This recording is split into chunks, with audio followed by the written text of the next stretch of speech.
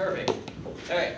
So your pump is working fine. So obstructive shock, your pump is working fine, but something else isn't working, right? So there's something that's causing the body to drop its blood pressure. So what kind of things affect blood flow to the system when the heart works fine? If you guys didn't see the list, it's real. We'll just look at it since you guys are so awesome. All right. So your tension pneumothorax, your tamponades, and your VDs. So these are outside factors that are going to affect basically the stroke volume around how much blood is being sent out to the body. So your tension pneumothorax, how does that work? What's that do to the heart?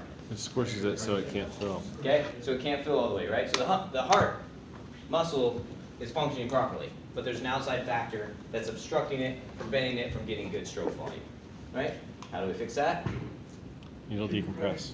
Cardio. No, that's No. We're in tension pneumothorax. Oh. Okay. Okay. Secondary palpitation above the third rib. Okay. Needle decompression. That's how we fix that. Okay. PE. How do we fix PE? Monitor diesel. Diesel. Dustin and his diesel therapy, right? Yeah, man. And our cardiac tamponade. What's it doing to the heart? Squeezing it. Dude, say it though. What do we do? Synthesis. Pericardical. What angle do you take your needle? 45. 45-degree angle. Boom, right there. And what do we look for? PVCs.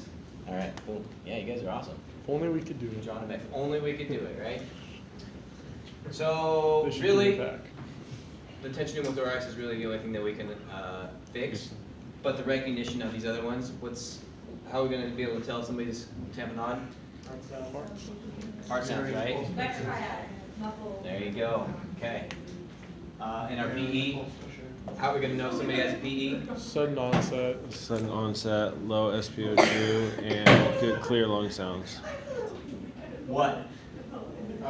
History of DVT, surgery. Clots. History. Yeah, I don't know what lack of movement is. I mean, I sit on the couch all day long, but I don't do anything. They have blood What do you mean? thinners. History. Man, all these are good. Warfarin, Xarelto. I'm just so smart. No. Head's blown You out. got blood thinners. History of DVTs. This is for PEs. History of AFib, maybe? AFib. Ooh, AFib without treatment. Oh, what's that? AFib without any blood thinners.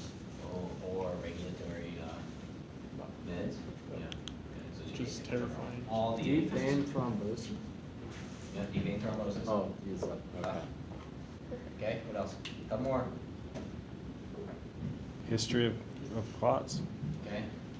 Surgery. Surgery. Travels. Immobilization of a extremity. Airplane. Travels. Altitude.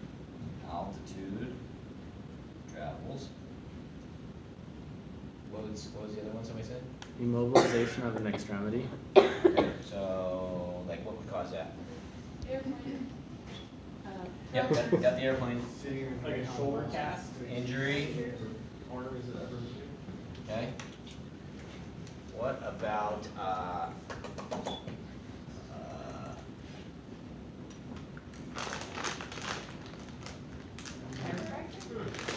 you guys heard of that one? Yes.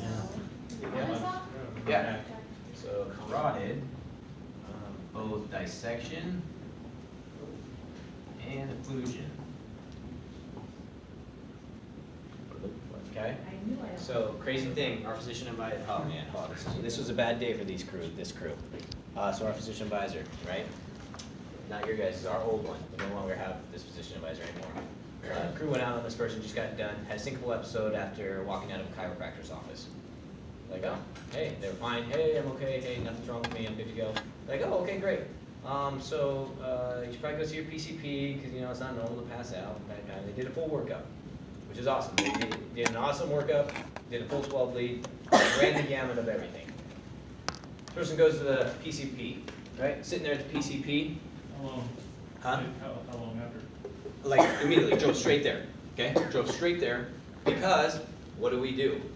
Because we're awesome. We call say we've got this person. They passed out. They want to come to see you. Cool, yeah, we can get them right in. They drive there, so they drive from like Valley River area, they drive to Barger. Okay, somebody drives this person there. They get there, they're in there sitting, waiting. The doc comes in to see the person. Person is in full cardiac arrest. This is a 40-year-old female. Totally healthy, works out, exercises on a regular basis. Okay? I had just come from the chiropractor. The crappy part about this whole thing is this person that went into cardiac arrest was one of our physician advisor's good friends. And so what was the first thing the physician advisor says is, haven't you guys ever heard of somebody dissecting their carotid artery after chiropractor adjustment? I've never heard of that. So what does the crew, because they're getting chewed out by the physician advisor, do? They call every single crew on and be like, hey, have you guys ever heard of this? Not one crew had ever heard of it. Right? So I was like, ooh, hey, I got one of those moments where I was like, hey, I can pass something on. Finally, I get to teach you guys something. So if you ever have somebody, so you have the potential, so she says that there's also the potential after chiropractic adjustments to have pulmonary embolisms as well. How that physiology, I haven't quite figured out. I'm guessing knocking something loose somewhere. But that was the additional, so guess what? We all got to have specialized training in just chiropractor workup stuff. Did she not make it? Did not, no. So what's the physiology behind the carotid dissection? So it's only neck adjustments. So if somebody comes in and so I don't know if anybody's had a neck adjustment. Yeah. Grab it and it's a rapid moving. Yeah. And it just, Tears your carotid. So that makes sense. I mean, it's really What did they change in your training though? What could the crew do? Information, this person recognizing that, hey, this is a significant injury, person has a single episode, is not normal, normally healthy, don't just send them to their primary care. So what changed from the medic crews and the passing out of the doctor's office? What happened there? Why did the patient go in? Time had passed, just time had passed, they had bled out more. Okay. Okay, so initially, maybe it was a small tear, slow pump, boom, and then it turns into a, lose more blood. I don't know. Don't know. So Crazy. would that be the dissection or where the adjustment caused a tear or a rupture and they're slowly bleeding out, or a clot? It could cause both. Is that both. something that the chiropractor can be charged for? Who You're cares? not a lawyer, dude. I don't know. I would think anytime somebody dies, that's going somewhere. So did you get informed on signs and symptoms of it? What are the signs and symptoms? So we got informed of the possibility of this being a potential of, hey, if you go to chiropractor, if you have somebody that's had a recent chiropractic adjustment that's having single episodes for unknown reason, it's a true medical emergency. Okay. And not just a discount and be like, hey, well, go to primary care. It's just, but your signs and symptoms would be syncopal episodes following a neck adjustment. So even if she was transported, was her outlook bleak anyways then? Or can they? Well, I mean, it was an hour, probably an hour in between. Maybe not a full hour. I mean, I don't know.